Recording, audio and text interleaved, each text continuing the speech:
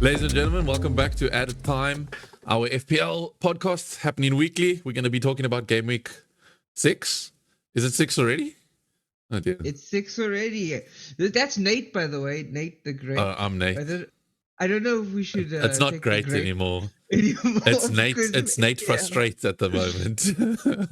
Nate the average. Oh, it's bad, guys. I had a whopping total of 38 points. We should say it in Afrikaans. It sounds bigger, like 38, because you say the big number first in Afrikaans. You say the numbers backwards. Yeah, 38 points for the game week. It was not good. There's a lot of shockers we should talk about. We'll probably cover. How was your game week? You are ahead of me now. I am now ahead of you. It's not like I had a good game week, but at least I beat the average. I think the average was 44. Oh, no, I'm under the average still. 42, not too far under the average. I mean, there's some things that I regret, and we're going to talk about those players because I already made one. Some life choices you've regretted up until this point. Yeah. Now, just before we start, I'm gonna call out Nate the Great here. Because why do you do this every episode? Every episode we start. Last week, now again. This is becoming a trend. I don't like this. It's the criticized Nate. No, this week Nate was, he came to me for counseling. He had this existential, I don't want to play FPL anymore. I'll tell you what, he's bloody expensive. He's hourly rate. I'll tell you what. So he was obviously disappointed with the game week. So he said, Chelsea. Now, I'm telling you now, he's not distracted by me. He's blaming me. Oh the problem is the template team failed. Yeah. Okay? That's the problem. And I know that for you, and I'm sure for a lot of people, it had some really good... when you have a good start to the season, it's because your game week 1 team was really good. If your game week 1 team wasn't good, you wildcarded, and your game week 2 team was really good, and it carried you through the basis. I think a lot of players had Rashford and Bruno. They had Onana. Those 3 players after 6 game weeks turned into duds. Then all the people who moved to Chelsea assets, unless you moved to Sterling on the day before Luton, that Sterling did that, Chelsea assets have been a bust too. Apart from a clean sheet last week, and Chilwell's, did he assist? I think he got a nice assist and a clean sheet. No, it was the draw versus Liverpool. First game week. Yeah, which bumped his price, which is why everyone brought him in. Did well there. But other than that, aside from that, yeah, it's been a dud, and you're not that far away from me, on the same boat. Yeah. So at least, and like as I said just off air, at least we didn't make transfers last week. We have some room, yeah. So it's not as if, imagine if you had made a -8 and you still got 30 points. Yeah, right? There are a lot of people that wildcarded last week for 30 to 40 That's points. That's the thing, okay? Yeah. Which is why I'm such a big advocate about holding your wildcard, because anything can happen between now and game week. Well, now we're going to talk about it, but game week 8 seems to be the part where you should be looking to wildcard. But like you say, anything can happen. The template team didn't work, and it's like 12 to 15 game weeks before the next wildcard. So why would you bust your wildcard now? Yeah, too soon, Junior. Yeah, too soon. Yeah. I want to quickly just do a deep dive into this weekend coming up, and players that you guys should be looking out for. Just a quick little hot take on who you think. I just generally have a little short list that I keep with me throughout the weeks, just about who I'm watching. My pick in ALVAREZ has been paying off for the last 2 weeks. He performed. Why is he not paying off your team? Because Nathan doesn't like to take his own advice because he's scared it's wrong. But then he's right, and then he's like, "Look at me, I'm the shit." But then he's too scared to do it. If we had listened to Nate when he told us in the last wildcard draft to go for ALVAREZ, I would be so happy right now, because I would be pacing up with everybody in my money leagues. Yeah. And that's the problem. We should have all gotten ALVAREZ, and the question becomes now, is it too late? Because now we hit Champions League. This guy got a haul against Belgrade in the week. And is he going to start? Is he not going to start? What's your bench look like? Who's going to pop, him or Haaland? Now we don't know. And if you didn't have him up to this point, you lost out. I still think I agree with you. I think you still need to get him. There's no point having Jackson at this point night now because what's the point? We don't know. Well, this is He where it could comes hold, in for me. most likely not going to. Yeah, look, we've given him 5 game weeks to try and do something. He's managed to score once, so I think it's time. I know, and it's Aston Villa at home, and they're not exactly the cleanest, but they also are hungry. So it's like, Okay, so hold on. So Alvarez is your pick to watch. Anybody else? So on Alvarez, because I'm concerned about the Pep Roulette rotation rest, Callum Wilson is my next watch list for striker. This is going to help me. No, then I'm not telling you my picks. You can finish. Wait, I'm a supporting fan of the same podcast as you making right now. No, well, so my 2 picks were Alvarez and Wilson because if Alvarez, we'll see news. I mean, obviously they play Nottingham Forest, so it's like, but also then you've just back Haaland and captain Haaland. But we'll get into that. But then Wilson would be my next pick because they're playing Sheffield away, and then you could hold him until the next game weeks because after Sheffield they've got Burnley, who aren't very impressive defensively, and then by that time they're playing West Ham, but that's game week 8, and by then I'm planning to wildcard. So I might do a run on Wilson for the next 2 weeks because I already have Haaland. I'm not too upset, so I might split assets a bit, but that's kind of where my head's at with the watch list for now. Okay, so let's stay on Man City versus Nottingham Forest. Nottingham Forest are not a bad team, no, but you expect City to win this game. And this is the kind of game you expect in Haaland to get a hat-trick in. Let's be honest. However, they did play midweek. Haaland didn't have a particularly good game. He didn't have a particularly good game last week either. I think Haaland, remember, I must actually clip that and post it because I said in game week 2, I think, after De Bruyne got injured, I said, is Haaland going to struggle because he doesn't have his butler?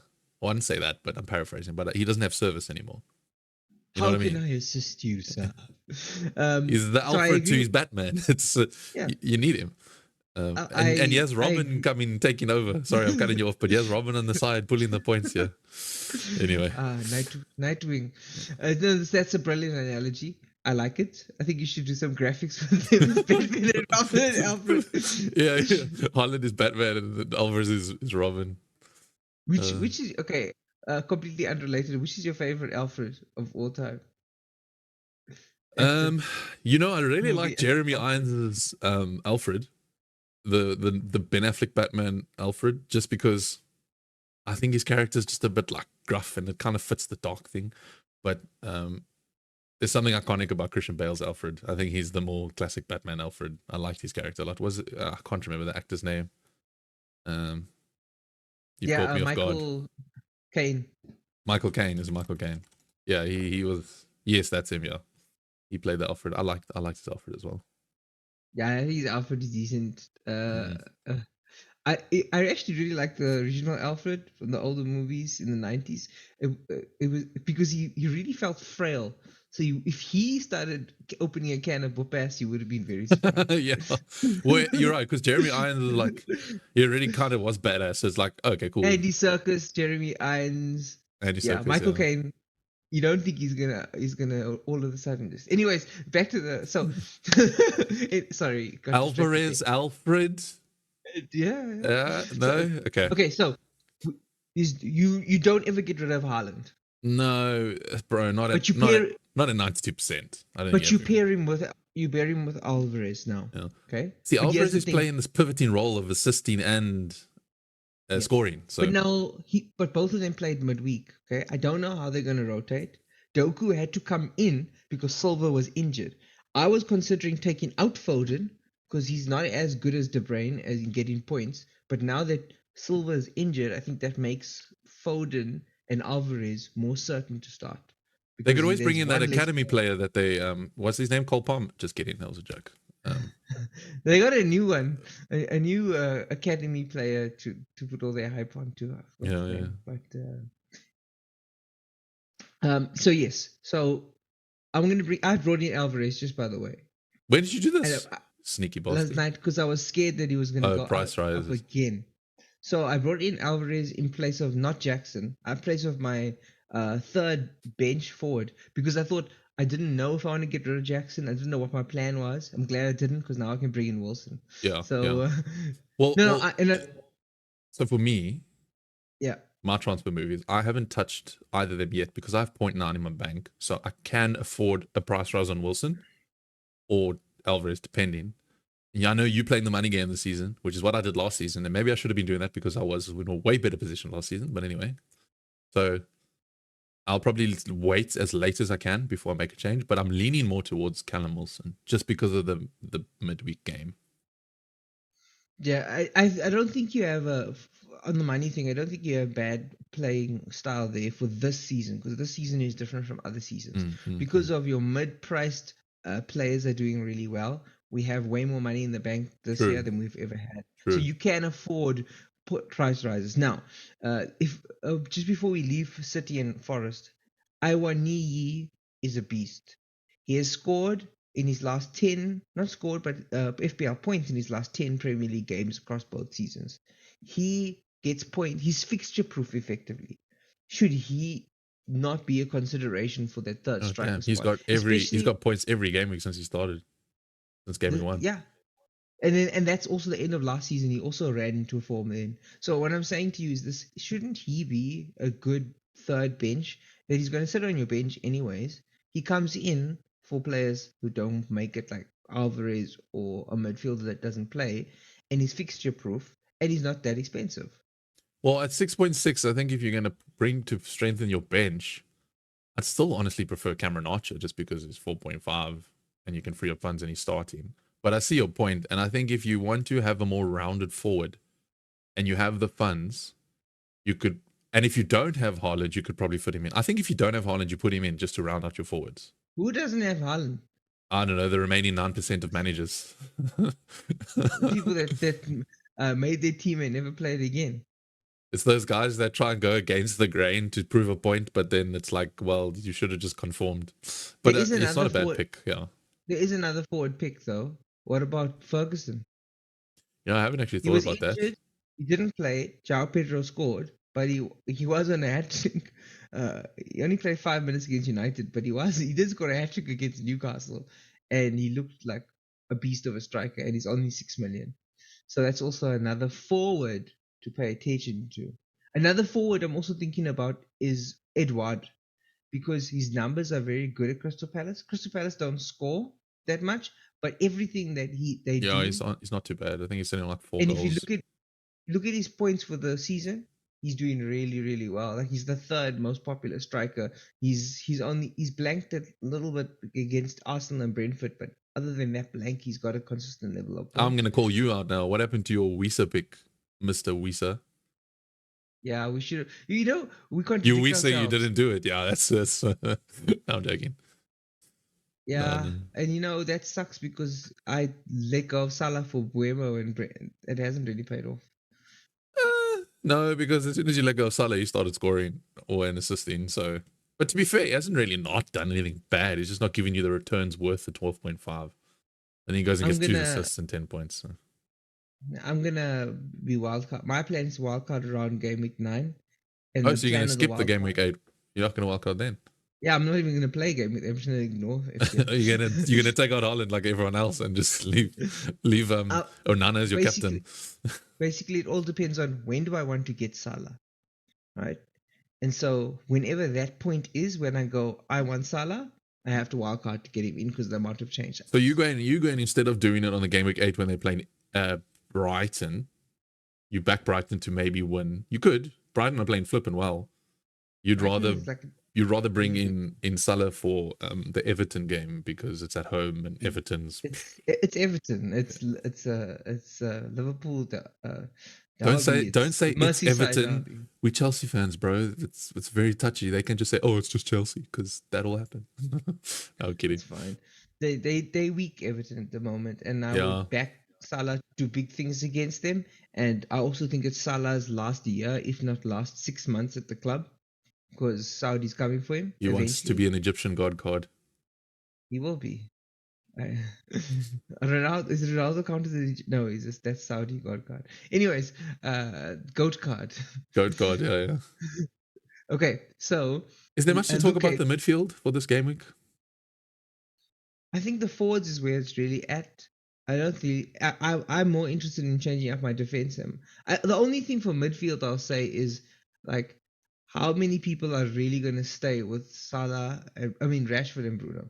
How many people? Because if I have an option of getting rid of Rashford, because the thing about United is that they are not only are they doing really badly, but the vibe around the club on the field and off the field is bad.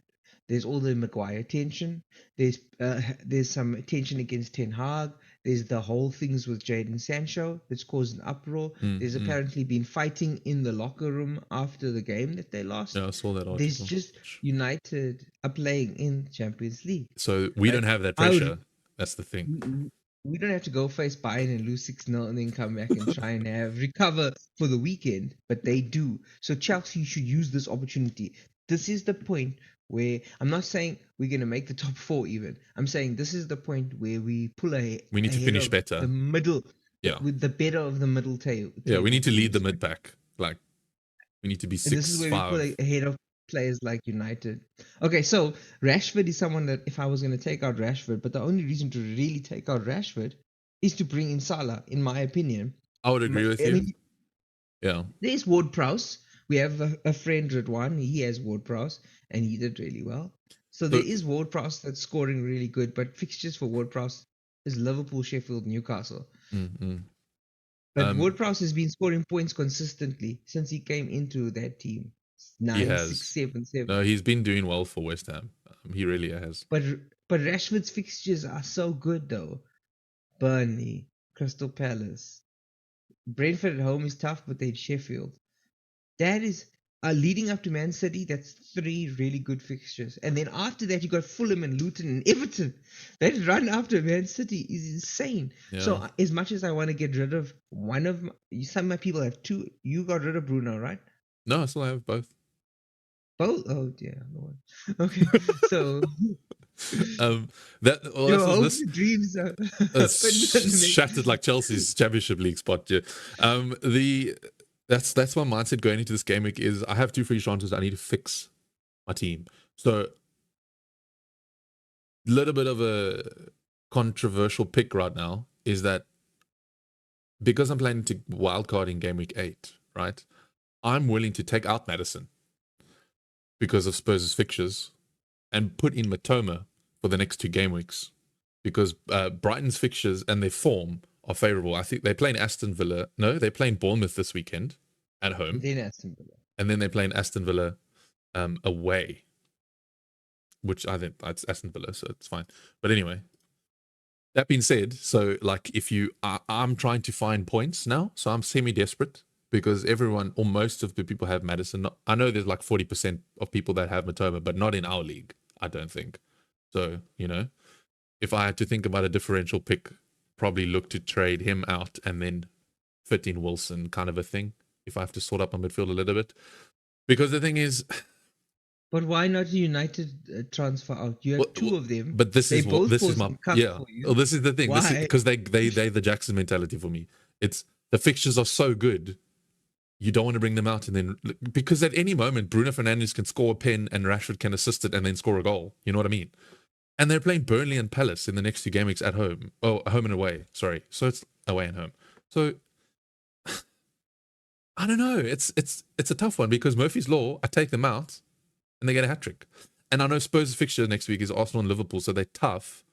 I'm just banking on Matoma or someone else getting more points than Spurs or than Maddison.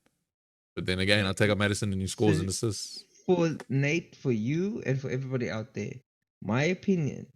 Remember what I said.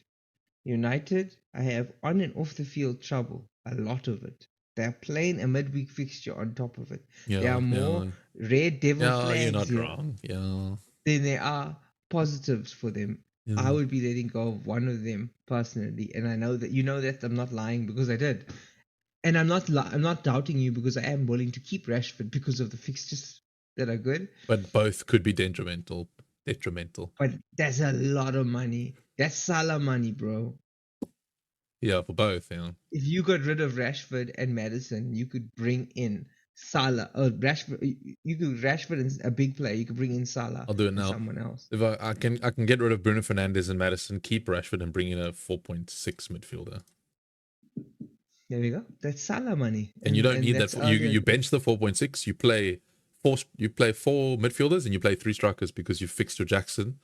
You've got in ALVAREZ and you've brought in Iwoni or Cameron Archer. Not a bad team. Okay.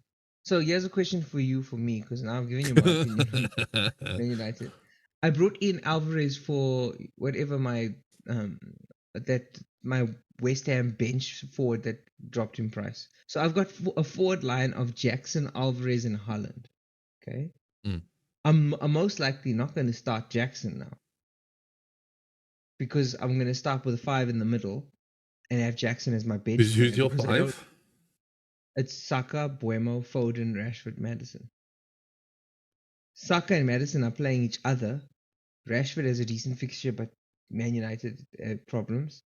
Foden played midweek. I'm not expecting a lot of points in midfield. In fact, the only person that I'm expecting needs to now prove his worth is Mbeumo, because he's playing Everton. So, and you curse yourself. You say, Wisa's a bad pick. He's probably going to haul over the next 2 game weeks. But it's playing Everton and Forest. So I'm just saying, I have this Jackson problem. I still have him. I'm considering either leaving him as a bench player or taking a hit and going for another forward. And I was saying to you, all these forward options we spoke about today. We spoke about Edward. We spoke about Ewani. We spoke about Ferguson and Visa. But realistically, there are these two forwards from Newcastle. Why Wilson over Isaac? Their prices is the same. If I can bring in Wilson now for Jackson, I think Chelsea's fixtures will start changing. And I don't know. I don't necessarily believe that. Look, I think I want us to beat Aston Villa and Fulham and Burnley, but I think Wilson's in much better form at the moment. He scored 2 in his last 2. He's been favoured over Isak, and I think Isak's going to be playing midweek over Wilson. Isak started yesterday. Well, there you go. Wilson came on as the sub. I believe Wilson will start on the weekend, and I think Isak's preferred midweek Champions League kind of player, so he'll Isak probably be rested. Didn't score midweek. I'm sure Newcastle fans are happy away against Milan that they drew the game 0-0, which is much better than what I expect to happen to United tonight. Let me just read you this FDR. All right, for Wilson. All right. Sheffield, Burnley, West Ham, kind of tough. Crystal Palace, Wolves. It is decent, but It's Isak has the same.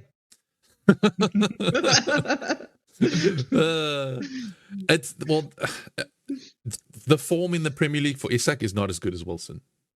100%. I agree with you. Stop screwing with me. Just take your 9-point lead and make your Salah transfer. I should probably. I got the free transfers, so my decisions are taking out Jackson for a bench player forward, because I don't think I'm going to start with him. But I also want to take out Saliba, because I don't want to have this player sitting on my bench. I would rather have a cheaper, because defense.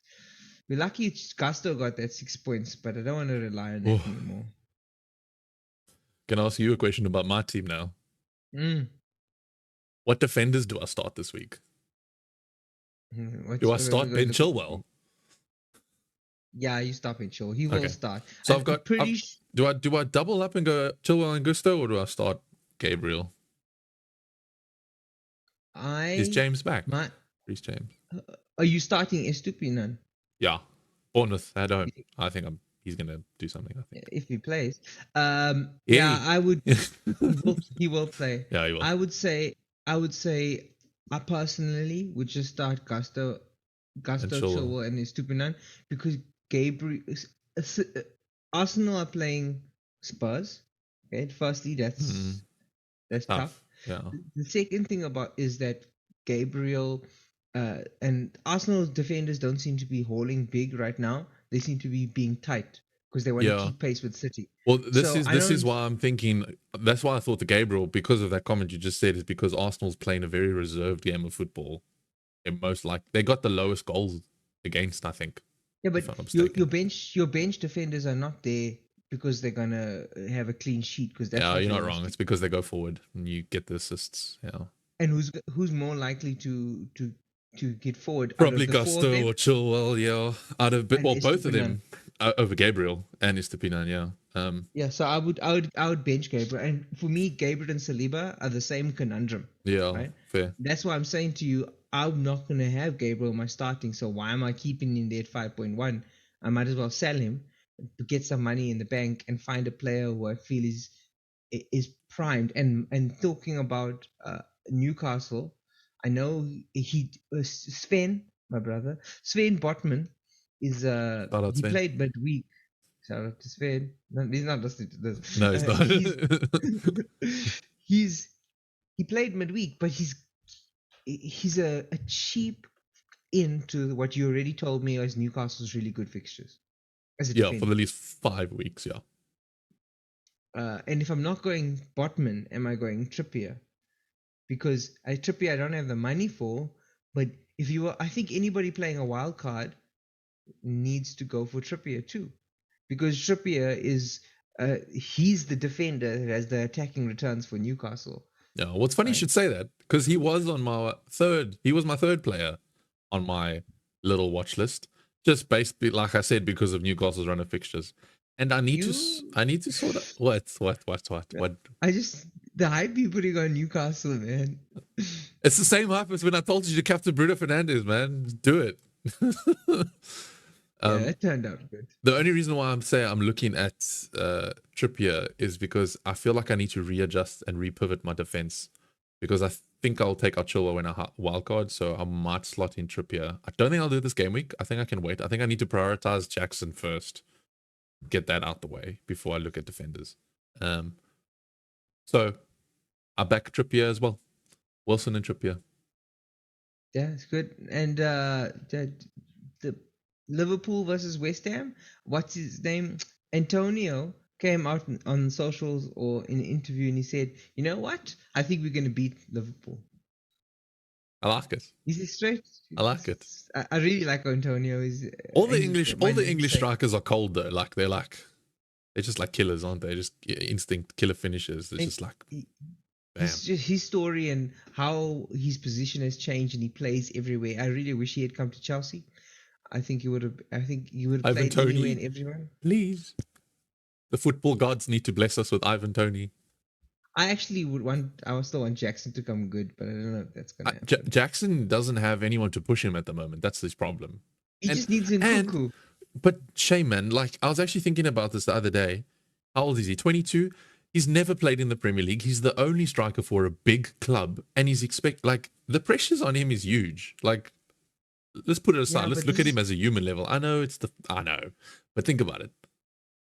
The I pressure is don't blame enormous. Jackson. You know what the problem is? I'm pretty sure somewhere in Africa someone put some Muti voodoo, Mojo. Muti curses. They put curses on Chelsea because how can we go all these seasons? We've been struggling to score goals for 4 seasons or something. They were like, And different strikers. no Drogba. We'll see, eh? Yeah. That was, to be fair, we got Costa, but then I think after Costa it went downhill. I think Morata period it was when it was like done. Diego Costa was our last striker that actually scored decent. Even Fernando Torres played well. And we got him from Liverpool. But now we've got a curse with strikers. But yeah, so if you're wildcarding, there's a lot of options. Oh, would you be if players listening to us are thinking of bringing in players, would you suggest them bringing in Luton players ahead of their double game week? Because they're playing Burnley. Burnley players and Luton players have a double game week next week, which means they play twice. Luton does play Everton away and then Burnley. To be fair, imagine if Haaland or Salah had Everton and Burnley as their double game week fixtures. We would all be triple captaining that week. Yeah, you're not wrong. Well, but this is Luton. So, I would say it depends on your formation and how your team looks. Because in your case, right, if you're planning to get rid of Gabriel or Saliba, you've got a 4 million defender in Anderson. who you can take a punt on for the next 2 game weeks. He's got the most points for Luton at the moment. He scored a goal, so that's why he's got the most points. But I mean, it's still, he scored a goal, so we know he can shoot. And then if you're looking at your midfield, I know people say Chong, but I actually back Nakamba more. I think Nakamba's work rate is really good. I just think he hasn't been rewarded. And then obviously good old Morrison. Morris is only Morris, 5.5. He has decent points so far. They have a very good run of Wolves, Everton, Burnley, Spurs, but they're not Forest. So they got some green there. And he's got a double game week. I mean, if you in my boat and you want to take a punt on a forward player, and Luton's coming up with a double game week, and he's going to sit on the bench, this player anyways, is Morris my way out? And well, would you go with Morris over Anderson? Who would you go with? So this is the thing, right? This is all based on your formation. So like if you're playing 2 strikers, because you normally play 5 midfielders, but one of your midfielders is injured, you could maybe swap your striker for Morris, because I'm pretty sure most people will have money in the bank to do it. Because everyone's been getting the low tier midfielders. No one has Salah anymore. Well, mostly no one. You take the punt, you do the swap, you put him in, you play him for the next 2 weeks. I'd also think if you have Rico Henry, you could maybe look at taking him out for Anderson, because Rico Henry is going to be out until June. Who has Rico Henry? I don't see any Rico Henry owners. Where are they? I don't know what you're talking about, Rue. Come here with your nonsense.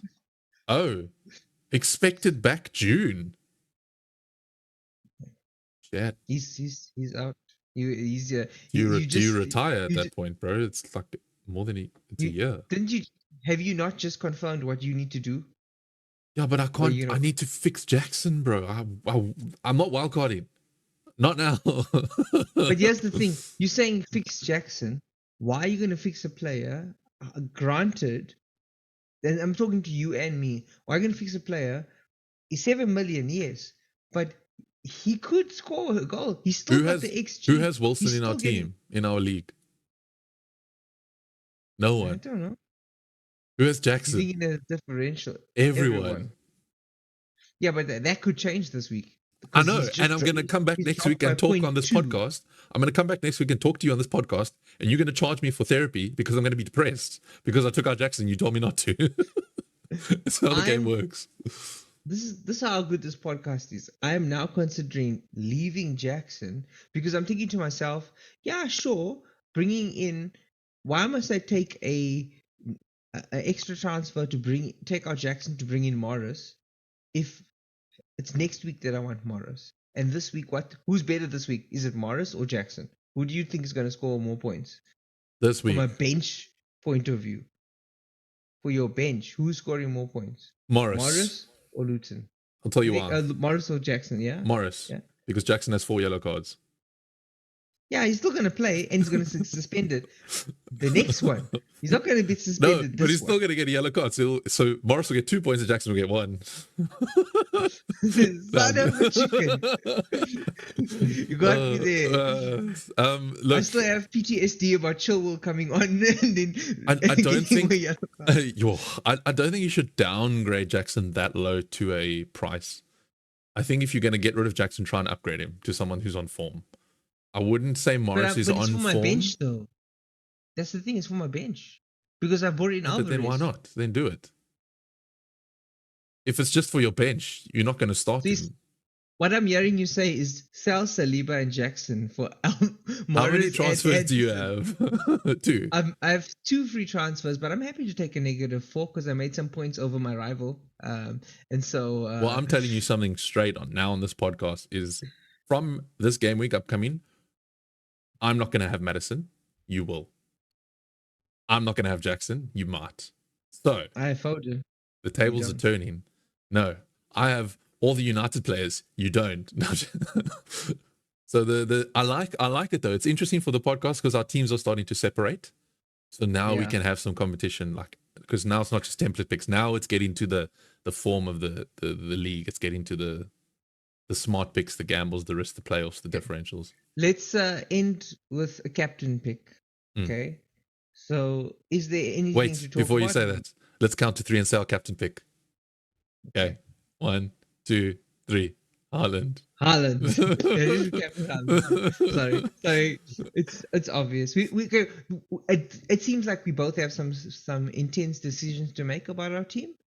But Yeah, I think the broader team needs to be looked at, and but the captain. We don't have to stress about captain. We're just captaining Haaland against Forest, and he could haul. The only downside of this is he did play midweek. He isn't in form, and Alvarez is in more form. But I don't see anybody else as a better captain pick, right? And if you don't have Haaland and you have Alvarez or Foden, probably captain one of them. Would you say?